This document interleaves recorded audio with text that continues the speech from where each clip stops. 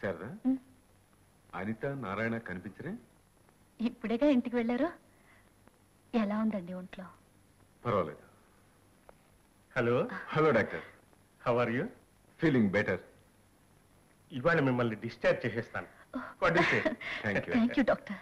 వీలైతే రేపటి నుంచే ఆఫీస్కి వెళ్దాం. ఓహో ఫైన్. రండి, అలా గాల్లో తిరగొద్దాం. పదండి. రండి రండి.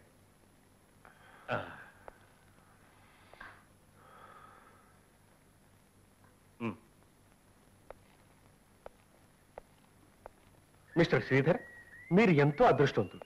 అంత పైనుంచి కింద పడ్డా కూడా మీ కాళ్ళకి చేతులకు తలకు ఏమీ దెబ్బలు తగలే. అవును డాక్టర్, 6th అని చెప్పింది. వెల్లికిలా పడితే ప్రమాదం తక్కువని ఎక్కడో చదివినట్టు గుర్తు నాకు. అందుకే గాలిలో డైవ్ చేసి వెల్లికిలా పడ్డాను. మంచి పని చేశారు మీరు, లేకుంటే మీ ప్రాణానికే అపాయం కలిగి ఉండేది. అయినా మిస్టర్ శ్రీధర్, మీకు ముఖ్యమైన విషయం ఒకటి చెప్పాలి.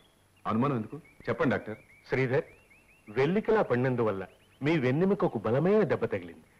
అందుకనే ఇక ముందు మీకు బిడ్డలు కలిగే అవకాశమే లేదు.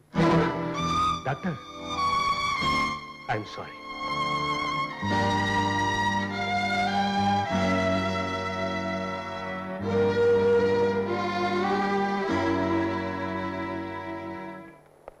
శ్రీధర్, ఏమిటయ్యా ఇంత డల్గా ఉన్నావు? ఏం లేదు. నాకు తెలుసు నువ్వేంటి ఆలోచిస్తున్నావు.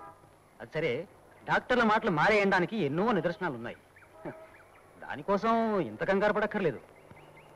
డాక్టర్ నన్ను చాలాసేపు టెస్ట్ చేశారు. ఆయనకు అబద్ధం చెప్పాల్సిన అవసరం లేదు దీక్ష.